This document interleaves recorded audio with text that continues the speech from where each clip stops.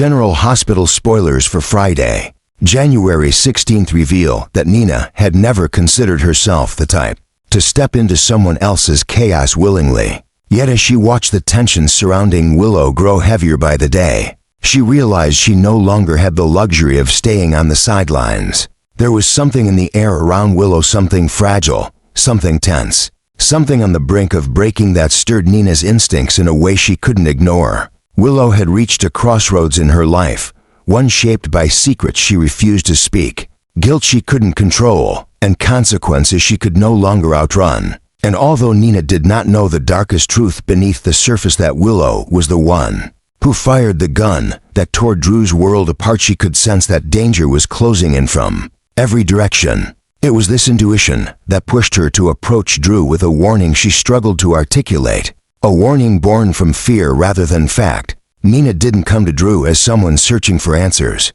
She came as someone trying desperately to prevent another collapse. She had watched Willow over the past few days, seen the flickers of panic behind her daughter's calm facade, noticed the way her hands shook slightly when she thought no one was looking. Willow was free in the eyes of the law, but far from free inside her own mind. Nina understood the toll guilt could take, the sleepless nights, the tightening chest, the dread that grows sharper each morning, and she recognized those signs in Willow. She feared that if someone didn't intervene soon, Willow might unravel completely. And Drew, unknowingly standing closer to the truth of that night than anyone else, posed the greatest risk to Willow's fragile balance. His questions, his growing determination to piece together the memory he was missing, his instinct to linger near her, they were cracks widening in the foundation of Willow's composure. So Nina warned him. She urged Drew to move cautiously, to consider the emotional instability surrounding Willow before pressing her too hard for answers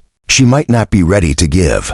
Nina chose her words carefully, aware that Drew was still navigating his own trauma, still fighting through the shadows of a night that refused to return clearly to his memory. But even with his confusion, Drew sensed the gravity in Nina's voice, the lingering fear she couldn't hide. He didn't know what she knew, but he recognized the urgency. Nina wasn't trying to protect Willow from justice. She was desperately trying to protect her from collapse. Yet the more Nina tried to caution Drew, the more she realized her fears weren't simply maternal, they were becoming an obsession. She found herself watching Willow constantly, analyzing every shift in her behavior, trying to decode emotions that Willow refused to express. It was as if Nina were waiting for something to snap, terrified that she would miss the moment her daughter reached the breaking point. Protecting Willow had become more than a responsibility.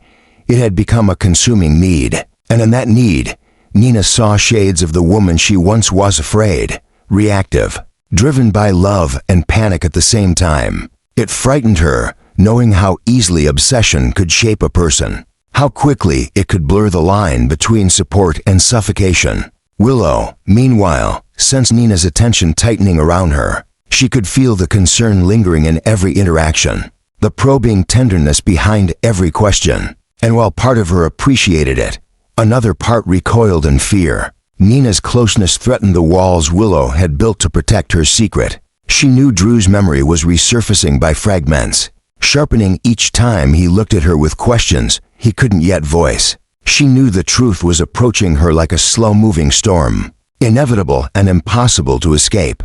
Every gentle warning Nina gave Drew only reminded Willow of how thin her defenses truly were, how little time she had left before everything came undone. But Nina couldn't stop, even without knowing the truth. She felt it pressing against her intuition, an intangible danger swirling around Willow and Drew, drawing them together in a way that made her chest tighten with dread. Nina feared that whatever Willow was hiding would not only destroy her daughter's life, but also shatter Drew's recovery, creating emotional wreckage none of them were prepared for. So she watched, she warned, she lingered close, unable to shake the feeling that the next days or weeks would change everything. For Nina, this wasn't simply about protecting Willow from external threats. It was about keeping her from drowning in her own guilt, shielding her from a truth that would shatter her if it emerged too violently. She knew Willow stood at a crossroads, one path leading to confession and ruin, the other to continued denial and deeper emotional collapse.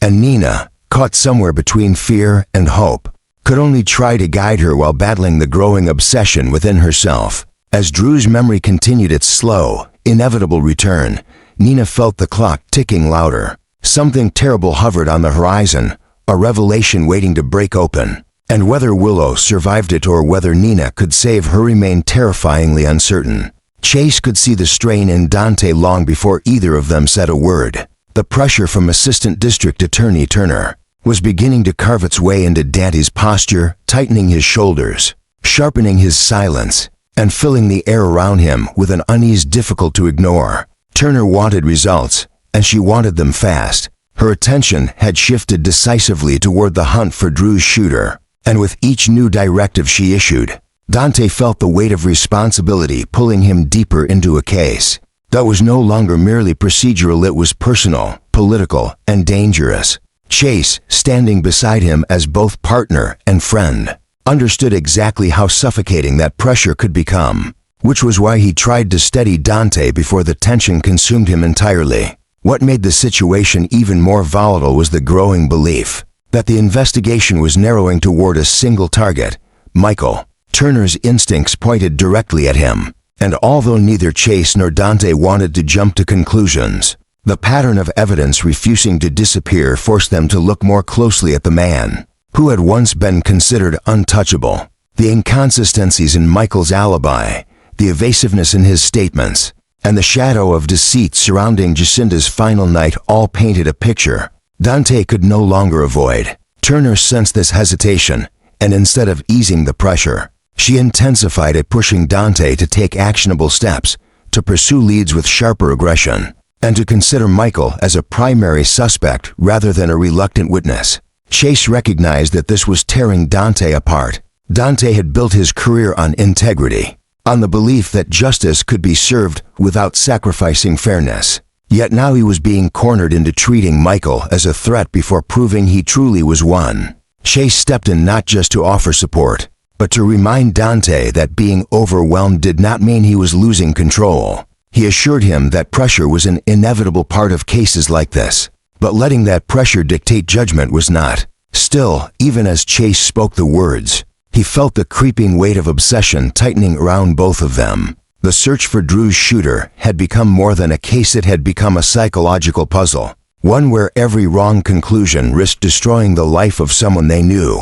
Despite his efforts to remain objective, Chase couldn't ignore the way the investigation kept circling back to Michael. Every new detail pushed them closer to him, the lies he told about Jacinda, his defensive behavior whenever Drew was mentioned, his increasing isolation as Turner's scrutiny pressed against him.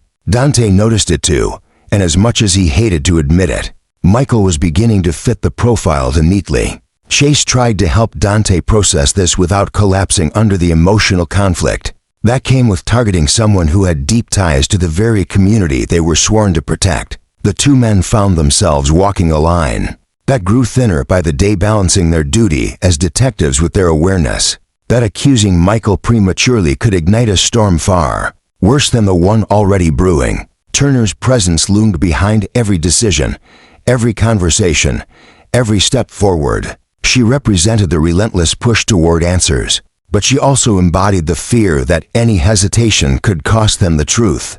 Dante felt this acutely, and Chase could sense his frustration rising. The deeper they investigated, the more the pressure transformed into something more complicated, an obsession with uncovering the truth before the truth tore someone else apart.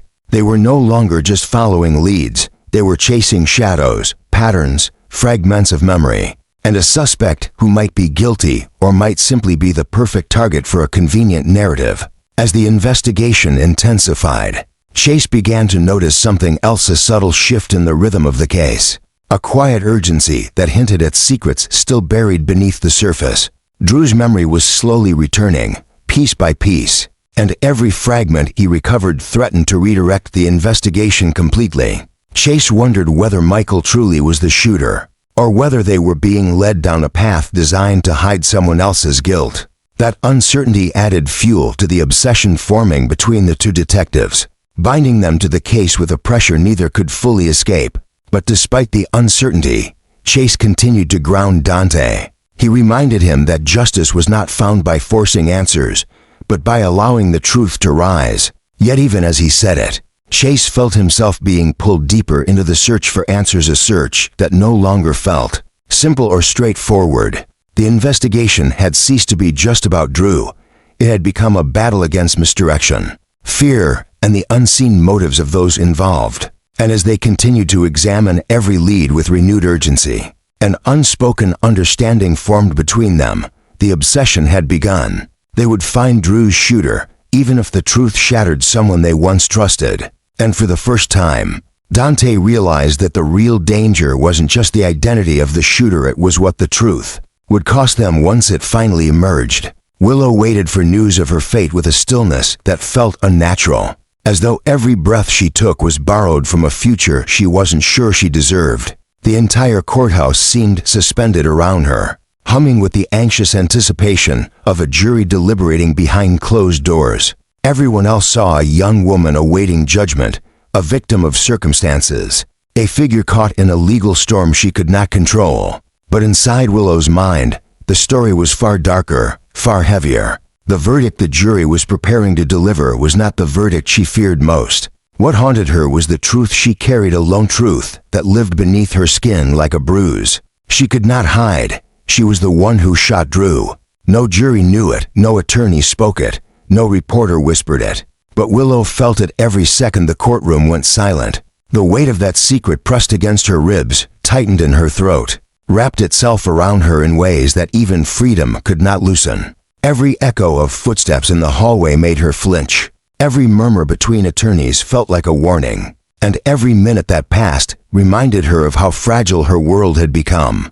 Willow was convinced that even if she walked out of the courtroom as a free woman, the truth would never release her. She replayed the night in her mind over and over, but the memory no longer felt distant. It had become sharper, clearer, refusing to blur no matter how hard she tried to forget. The flash of the gun, the trembling in her hands, the sound of the shot cutting through the dark air, those moments clung to her, looping endlessly behind her eyes. She had once believed she could bury it, but the guilt had begun to open cracks in her composure. The jury's impending decision should have been the center of her anxiety, yet it felt almost insignificant compared to the terror of Drew remembering what happened. Willow knew the human mind had a way of resurfacing the truth when least expected. She had watched Drew's confusion slowly transform into fragmented memories, watched his eyes narrow as he tried to piece together flashes he didn't understand. She could sense the truth stirring inside him like a dormant storm. Every time Drew looked at her with gratitude, every time he spoke about building a future, she felt the sharp sting of the lie she was living. Freedom was supposed to feel like salvation, but instead, it felt like a countdown, a tightening clock ticking toward the moment Drew would finally recall that she was the one who pulled the trigger. And that was the part that terrified Willow most. Not the courtroom, not the jury, not even the threat of prison. What haunted her was the knowledge that she had crossed a line she could never uncross. The woman she once believed herself to be, the healer, the nurturer, the moral pillar, had been shattered the moment she fired that gun. Even if no one else discovered the truth, she knew her reflection would never look the same again. The guilt curled inside her like a living thing, growing sharper every time she tried to silence it. As the jury deliberated, Willow felt as though she were living two lives at once. On the outside, she remained composed, quiet, the image of a woman hoping for vindication. But inside, she was unraveling. Every shift in the atmosphere felt like accusation. Every whisper sounded like discovery. She feared that even if she survived the legal trial, she would never survive the psychological one she had built for herself. Her mind was a prison more unforgiving than any cell the judge could assign. Freedom meant nothing when the truth was waiting to devour her. And yet, a strange desperation held her together. Willow clung to the hope that she could outrun the truth just a little longer, that Drew's memories would stay fragmented, that the world would continue to believe in her innocence. She knew it was naive, knew guilt could never sleep quietly forever. But she needed time to breathe, time to think, time to figure out how to survive the consequences she had created. But even this hope came with a quiet dread, because for Willow, every passing moment was both a blessing and a curse. The longer she stayed free, the deeper the fear grew. The longer Drew stayed unaware, the more violent his eventual realization would become. So she sat there, waiting for the jury to speak her fate, knowing that even their verdict could not erase the truth inside her. She was not waiting to hear if she would be declared guilty or innocent. She was waiting for something far more inevitable, the moment when her secret would rise, unstoppable, and destroy everything she had managed to hold together. In that waiting, Willow discovered a new kind of torment, one built not from external judgment, but from the relentless echo of her own conscience. And she understood, with terrible clarity, that regardless of what the jury decided, her punishment had already begun. Anna had survived too many betrayals to be easily shaken. Yet the moment she uncovered Pascal's newest move, a cold stillness spread through her chest, stealing the breath she didn't realize she was holding. She had expected danger, anticipated deception, but nothing prepared her for the precision with which Pascal had shifted the battlefield. His actions were not random, they were calculated, deliberate, the work of someone who understood exactly how to unravel her defenses. As she stood there absorbing the implications, Anna felt the ground beneath her shift. This wasn't simply another adversary maneuvering behind the scenes, this was a threat evolving faster than she could counter, and the realization struck her with a force that bordered on dread. But the chaos Pascal ignited was only one half of the storm. The other half, more insidious and far more dangerous, belonged to Ross. His influence had begun spreading through the shadows like a slow-moving poison, permeating every operation, every alliance, every whispered rumor that reached Anna's ears. What troubled her most wasn't his presence, but the subtlety of his impact. Ross never moved loudly, he infiltrated. He altered the tone of conversations, the direction of investigations, the balance of power. He was reshaping the landscape without ever needing to show his hand. And that quiet manipulation filled Anna with a sense of unease she hadn't felt in years. Ross was not just affecting the mission, he was contaminating it, bending it into something darker than anyone had anticipated. As the pieces aligned, Anna realized Pascal's actions and Ross's growing influence were not separate threats.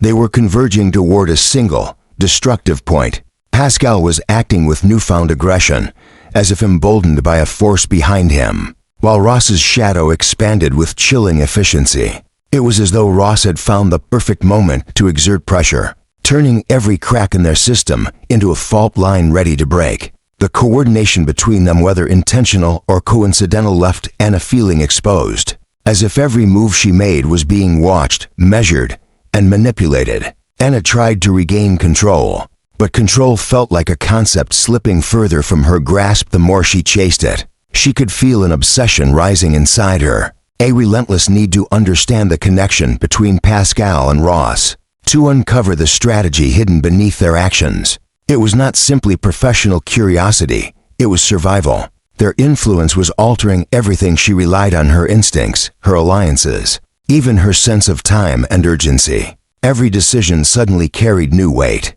and every misstep had the potential to open the door to catastrophe. The more she investigated, the more she sensed the psychological game unfolding around her. Pascal's latest actions suggested he was preparing for something larger, something designed to provoke a reaction. His behavior had shifted from defensive to predatory, as if he were hunting rather than hiding. Anna recognized the pattern. It was the behavior of someone confident that he held the upper hand, and the only force capable of granting him that confidence was Ross. Ross's influence was no longer theoretical. It had become tangible, threading through every corner of the operation with quiet precision. Anna could feel him pressing against the edges of her world, testing the durability of her resolve. His fingerprints were on decisions that should never have been altered, on orders that suddenly shifted direction, on resources that vanished at crucial moments. It was as if Ross had constructed an invisible cage around her,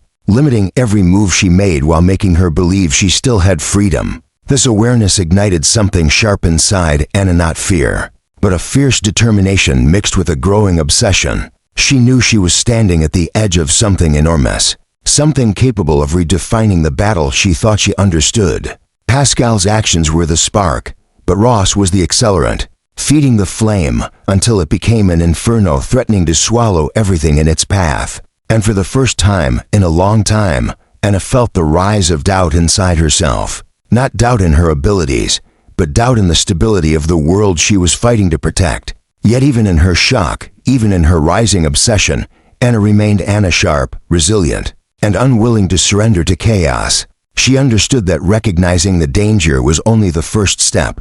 Confronting it would require strength she had not tapped into in years. But she also knew that the psychological toll had begun. The fear that Pascal and Ross were tightening a noose around her mission gnawed at her day and night, growing louder, sharper, more invasive.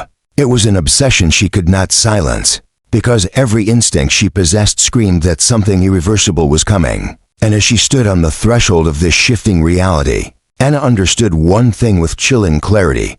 The storm was no longer approaching. It had already begun, and its epicenter lay somewhere between Pascal's escalating actions and Ross's suffocating influence to threats rising in tandem, pushing her toward a confrontation she could neither avoid nor delay. Alexis tried to explain her actions to Sunny, but even as the words left her mouth, she felt the weight of something darker tightening around her. She insisted she had followed her instincts, that her decisions came from a place of responsibility and legal clarity. Yet deep inside, she knew she was hiding the real truth. She had become fixated on Michael. Helping Willow escape prison had unsettled her more than she wanted to admit. Guilt had burrowed into her thoughts, twisting her sense of balance, convincing her that she needed to correct the mistake she had made. And in her frantic search for someone to carry the blame she feared Willow deserved, Michael became the perfect target. She justified every step as logical, necessary, even ethical. She told Sunny she was simply responding to inconsistencies, that Michael's lies demanded deeper scrutiny, that Assistant District Attorney Turner had every reason to consider him a suspect. But Sunny heard the strain beneath her explanations, the tremor that revealed this wasn't duty, but obsession. Alexis had always relied on logic, but now her logic was bending around her guilt, reshaping the investigation to soothe a moral wound she couldn't ignore. The more she focused on Michael, the more she convinced herself that exposing him was the only way to restore balance. Sunny watched her carefully, recognizing the dangerous edge in her voice. He understood how easily pressure could twist judgment, how guilt could push even the strongest person toward reckless decisions. Alexis wasn't simply investigating, she was chasing redemption. She needed Michael to be guilty so she could feel less complicit in freeing Willow. Someone she now sensed was hiding something much darker. Her fixation had already taken root, and Sunny could see that she was no longer guiding the investigation. She was being guided by her own fear. Alexis kept talking, trying to sound steady, but her eyes betrayed the storm inside her. She wasn't just defending her actions to Sunny, she was desperately trying to convince herself she was still in control. But the truth was clear. She had crossed a line without realizing it. What began as legal caution had grown into a personal crusade, and Michael was now trapped inside the narrative she needed to believe. Sunny could see it, even if Alexis could not. Her obsession had begun, and if she could not pull herself back, it would soon consume far more than her intentions.